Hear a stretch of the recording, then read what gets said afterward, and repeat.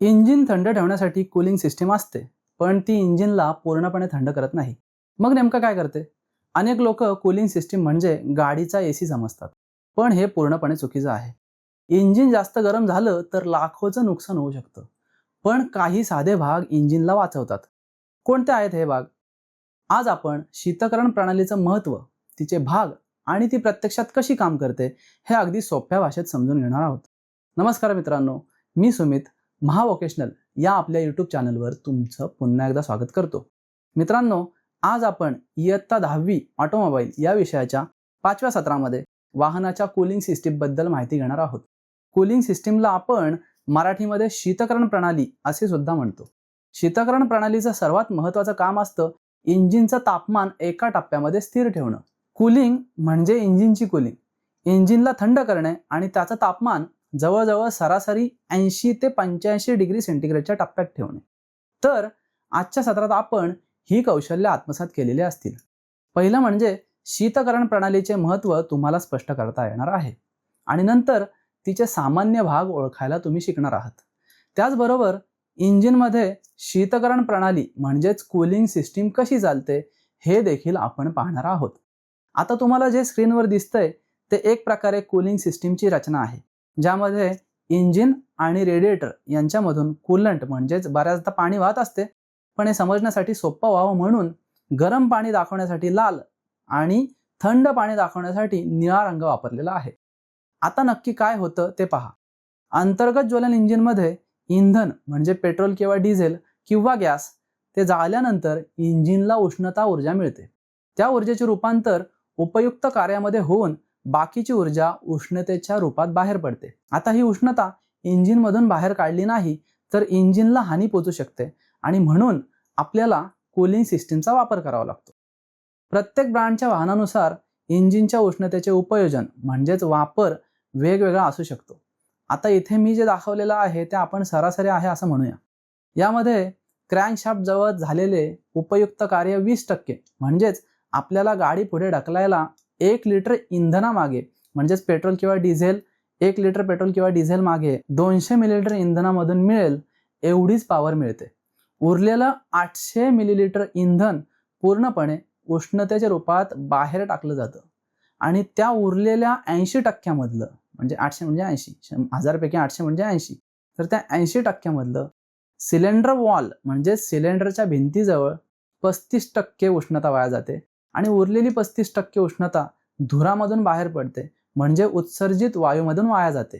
म्हणजे हे झालं 70% आणि त्यानंतर जी 10% उरलेली असते ती उष्णता इंजिनमधील वेगवेगळ्या भागांमध्ये झालेल्या घर्षणात वाया गेलेली शक्ती असते. तर सिलेंडर वॉल म्हणजेच भिंतीला वाया गेलेली उष्णता सर्वात जास्त असून तिचे वहन अथवा शमन न केल्यास हवा आणि इंधनाचे मिश्रण वेळेआधी पेट घेऊ शकते. लुब्रिकंट म्हणजेच वंगण जळून जाऊ शकते आणि सिलेंडरला हानी पोहोचू शकते. सदर धोके लक्षात घेता सिलेंडर वॉलमधून उष्णतेचे योग्य रीतीने वहन करणे गरजेचे ठरते, जेणेकरून इंजिनचे तापमान एका विशिष्ट मर्यादेपर्यंत ठेवता येईल. साधारणतः 70 ते 85 डिग्री तापमानावर इंजिन उत्कृष्ट कार्य करते, म्हणून याला ऑप्टिमम टेम्परेचर लिमिट असे म्हणतात. या तापमानावर इंजिनची कार्यक्षमता सर्वोच्च असते.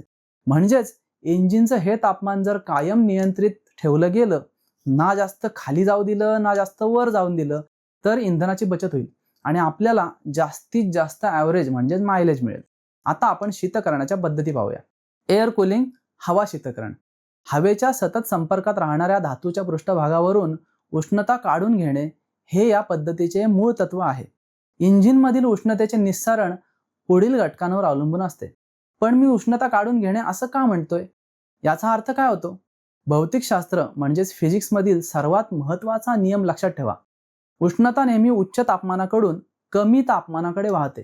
आपल्या केसमध्ये भारत असो किंवा जगामध्ये कुठेही वातावरणातील जास्तीत जास्त तापमान सुमारे 70 डिग्री सेंटीग्रेडच्या वर जात नाही आणि आपल्याला इंजिनचे तापमान 75 ते 80 डिग्री सेंटीग्रेड पर्यंत ठेवायचे असते.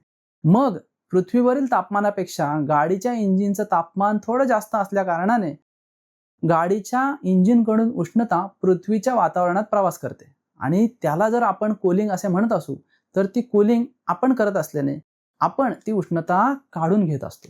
बरं, आता कुठल्या घटकांवर उष्णतेचे हे निस्सारण अवलंबून असते ते पहा. पहिलं आहे हवेच्या संपर्कात येणारा धातूचा पृष्ठभाग. म्हणजेच हा पृष्ठभाग किती मोठा आहे आणि त्याचं क्षेत्रफळ किती आहे. जेवढं जास्त क्षेत्रफळ असेल तेवढ्या लवकर उष्णता इंजिनमधून हवेमध्ये जायला मदत होते. दुसरा आहे हवेच्या संकलित प्रवाहाचा दर, म्हणजेच वाहणाऱ्या हवेचे प्रमाण किती आहे किंवा हवेची घनता किती आहे. कारण जेवढी जास्त हवा तेवढं इंजिन लवकर थंड होऊ शकतं. तिसरा घटक आहे इंजिनच्या धातूचा उष्ण पृष्ठभाग. इंजिनच्या धातूचा उष्ण पृष्ठभाग आणि हवा या दोघांच्या तापमानातील फरक जर जास्त असेल, म्हणजे आजूबाजूच्या हवेचे तापमान जर खूप कमी असेल, तर इंजिन लवकर थंड होईल. चौथा आणि शेवटचा घटक आहे इंजिनच्या धातूची वाहकता. म्हणजेच इंजिन बनवताना कोणता धातू वापरला आहे आणि त्यामुळे इंजिन किती लवकर तापते आणि ते किती लवकर थंड होईल हे अवलंबून असते. इंजिनच्या धातूची वाहकता जेवढी जास्त तेवढं इंजिन लवकर थंड होण्यास मदत होणार. उष्णता संक्रमण लवकर व्हावे म्हणून अधिक चांगली औष्णिक वाहकता असलेले धातू म्हणजेच तांबे, ॲल्युमिनियम आणि स्टीलचे काही मिश्र धातू यांचा वापर इंजिनमध्ये केला जातो. एअर कूलिंग आपण खास करून मोटर बाईकमध्ये वापरतो. दुसरा शीतकरणाचा प्रकार आहे वॉटर कूलिंग. वॉटर कूलिंगमध्ये इंजिन सिलेंडरच्या सभोवताली जलवेष्टन साचे म्हणजेच वॉटर जॅकेट असतात.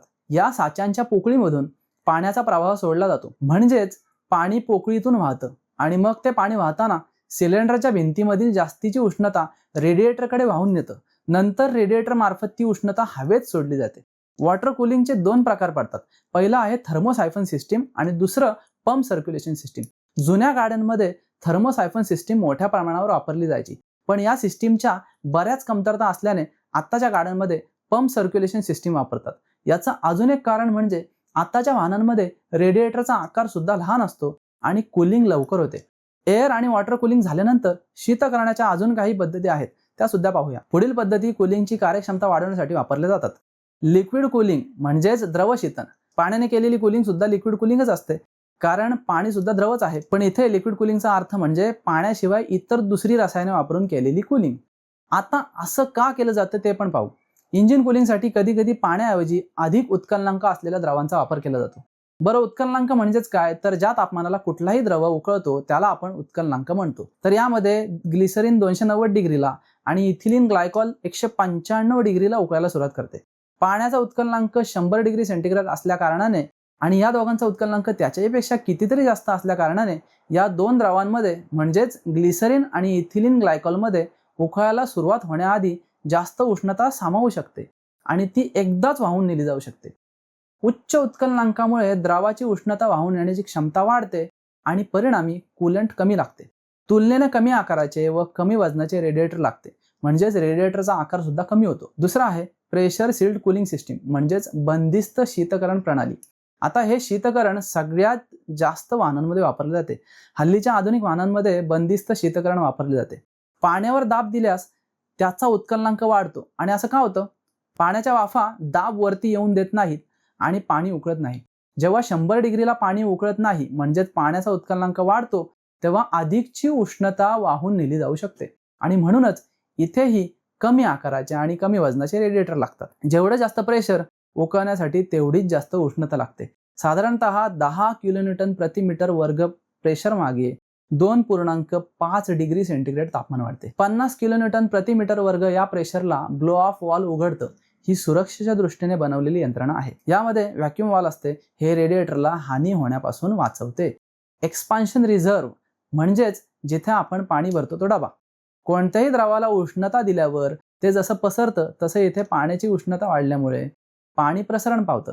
हे प्रसरण पावलेले पाणी एक्सपान्शन रिझर्व्हर म्हणजेच या डब्यात साठवून ठेवले जाते आणि मग तिथे पाणी थंड झाल्यानंतर ते आकुंचन पावते आणि परत इंजिनमध्ये जाऊ शकते.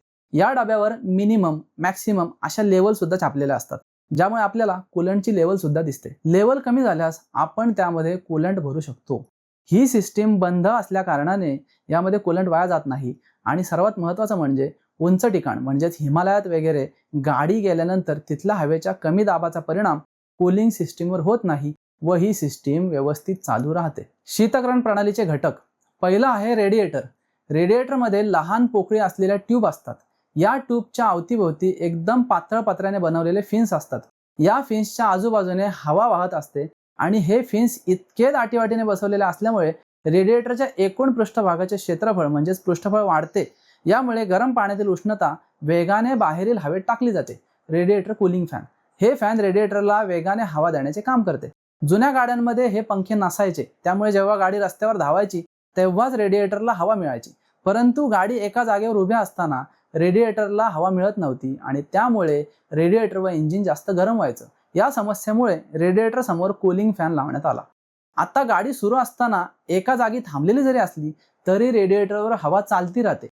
त्याच्यामुळे इंजिन अपेक्षित तापमानावर काम करत राहते. प्रेशर कॅप व रिझर्व्ह टँक. मगाशी सांगितलं तसं प्रसरण पावलेलं पाणी या रिझर्व्ह टँकमध्ये येते आणि त्याच्यावर बसवलेलं प्रेशर कॅप बाहेर असलेल्या वातावरणाच्या प्रेशर सोबत ऍडजस्ट करून घेतं. Water pump. सुरुवातीच्या काळात फक्त उष्णतेच्या मदतीने पाण्याच्या घनतेमध्ये बदल होऊन पाणी इंजिनकडून रेडिएटरकडे व रेडिएटरकडून इंजिनकडे जायचे. पण हे काम वेगाने होत नसल्याने रेडिएटर व इंजिन गरम व्हायचे. ही समस्या सोडवण्यासाठी वॉटर पंपचा वापर करण्यात आला. सहसा हा वॉटर पंप डायरेक्टली इंजिनला एका पट्ट्याच्या मदतीने जोडलेला असतो. थर्मोस्टॅट. थर्मोस्टॅट हा इंजिनमधला महत्त्वाचा भाग आहे. प्रत्यक्षात इंजिनचे तापमान वातावरणाच्या तापमानापर्यंत थंड करायचे नसल्याने व एका टप्प्यात स्थिर ठेवायचे असल्या कारणाने कधी कधी पाणी इंजिनमध्येच फिरवावे लागते. पाण्याचे तापमान एका मर्यादेपलीकडे जाऊ लागल्यास ते पाणी थंड करण्यासाठी आपल्याला रेडिएटरकडे वळवावे लागते. हे कार्य जर आपोआप व्हायचं असेल तर थर्मोस्टॅट वॉल्व बसवला जातो. याला आपण बायपास सिस्टीम म्हणतो. पाण्याचे तापमान एका मर्यादेपलीकडे कमी व्हायला लागले की थर्मोस्टॅट बंद होतो आणि ते पाणी इंजिनमध्येच फिरेल याची खात्री करतो. या प्रकारे थर्मोस्टॅट इंजिनमधील पाण्याच्या तापमानाचे नियंत्रण करतो. थर्मोस्टॅटमध्ये एक विशिष्ट तापमानाला वितळेल असे मेण असलेली डबी असते. तापमान जास्त झाल्यास मेण वितळते व थर्मोस्टॅट कार्य करतं. Bypass system. बायपास सिस्टीम ही थर्मोस्टॅट नंतर लावलेली अतिरिक्त पायपिंग असते. Freeze plug. अति थंड वातावरणामध्ये बर्फाळ प्रदेशात इंजिनच्या वॉटर जॅकेटमध्ये असलेले पाणी गोठते आणि प्रसरण पावते. एका मर्यादेपलीकडे तापमान कमी झाल्यास व बर्फ जास्त प्रसरण पावल्यास इंजिनच्या केसिंगला तडा जाऊ शकतो. हे होऊ नये म्हणून इंजिनला फ्रीज प्लग बसवलेले असतात. फ्रीज प्लगचा भाग हा इतर इंजिनच्या बांधणीपेक्षा कमकुवत असल्याने फ्रीज प्लग उघडते व त्यातून बर्फ बाहेर येतो. अशा प्रकारे इंजिनला क्रॅक जाण्यापासून बचाव होतो. हेड गॅस्केट आणि इनटेक मॅनिफोल्ड गॅस्केट. इंजिन सिलेंडरमध्ये स्फोट झाल्यानंतर त्यातील धूर इंजिनच्या बोनटमध्ये लीक होऊन न पसरता सायलेन्सरपर्यंत जायला हवे. यासाठी इंजिन सिलेंडरची पॅकिंग करण्यासाठी आणि मॅनिफोल्डची पॅकिंग करण्यासाठी एक पातळ पत्र्याचे किंवा ॲस्बेस्टॉसचे पॅकिंग केले जाते. यालाच आपण गॅस्केट म्हणतो. आता शीतकरण प्रणाली कसं काम करते ते पाहूया. कूलिंग सिस्टीम इंजिन ब्लॉक आणि हेडमधील पोकळीमधून द्रव शीतक पाठवून काम करते. शीतक म्हणजे कूलंट या पॅसेजमधून वाहत असताना ते इंजिनमधून उष्णता घेते. नंतर गरम झालेले कूलंट रबरी नळीतून कारच्या समोरील भागात असलेल्या रेडिएटरकडे जाते. रेडिएटरमधील चपट्या ट्यूबमधून हवा वाहत असते. कारच्या समोरील ग्रिलमधून इंजिन असलेल्या कप्प्यात शिरणाऱ्या हवेने रेडिएटरमधील कूलंट थंड होते आणि नंतर परत अधिक उष्णता शोषण्यासाठी इंजिनमध्ये येते. पाण्याचा पंप पाईप आणि वॉटर जॅकेटच्या पोकळ्यांमधून शीतक म्हणजेच पाणी पुढे ढकलत असतो. कूलंटचे तापमान एका विशिष्ट पूर्वनिर्धारित तापमानापेक्षा जास्त राहील याची खात्री करण्यासाठी इंजिन आणि रेडिएटर या दोघांच्या मध्ये थर्मोस्टॅट बसवलेले असते. जर कूलंटचे तापमान निर्धारित तापमानापेक्षा कमी झाले तर थर्मोस्टॅट रेडिएटरकडे जाणारा कूलंटचा प्रवाह रोखतो आणि त्याऐवजी तो कूलंटला बायपास पाईपद्वारे थेट इंजिनकडे परत पाठवतो. जोवर थर्मोस्टॅटची एक झडप उघडत नाही आणि ते कूलंटला रेडिएटरमधून परत येऊ देत नाही तोवर हे होत राहते. कूलंट डिझाईन तापमानापर्यंत पोहोचेपर्यंत अशा प्रकारे इंजिनमध्ये फिरत राहते. आता स्वाध्याय पाहूया. मित्रांनो, हा स्वाध्याय तुम्ही सोडू शकता, पण तरी सुद्धा मी तुम्हाला मदत करतो. रिकाम्या जागा भरा. पहिला आहे, सिलेंडरच्या भिंतींना दिली जाणारी उष्णता ही लक्षणीय असते आणि जर ही उष्णता सिलेंडरमधून काढून टाकली नाही तर चार्जचे पूर्वप्रज्वलन होईल. दुसरं, एअर कूलिंगमध्ये तापलेल्या धातूच्या पृष्ठभागावरून सतत हवेचा प्रवाह वाहतो जिथून उष्णता काढून टाकायची आहे तिथून. तिसरं, थर्मोस्टॅट इंजिन आणि रेडिएटरच्या मध्ये बसवलेले असते. चौथं, जेव्हा कूलंट या मार्गांमधून प्रवाहित होतो तेव्हा तो इंजिनमधून उष्णता शोषून घेतो. योग्य पर्याय निवडा. पहिलं, कूलंट टिंबटिंबचे बनवलेले असते. उत्तर आहे रसायन किंवा केमिकल. दुसरं, कूलंटचा वापर टिंबटिंबसाठी केला जातो. उत्तर आहे इंजिन थंड करण्यासाठी.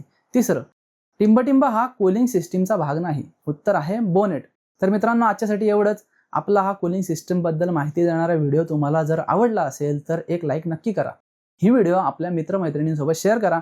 तुम्ही जर इथे नवीन असाल तर सबस्क्राईब करा आणि महत्त्वाचं म्हणजे बेल आयकॉन दाबायला विसरू नका, जेणेकरून आपल्या चॅनलवर येणाऱ्या पुढील व्हिडिओज तुमच्याकडून मिस होणार नाहीत. पुढच्या व्हिडिओच्या माध्यमातून आपण 6व्या सत्रामध्ये फ्युएल सप्लाय म्हणजे इंधन पुरवठा प्रणालीबद्दल माहिती घेणार आहोत. तोवर अभ्यास करत राहा आणि पाहत राहा महावोकेशनल चॅनल. धन्यवाद.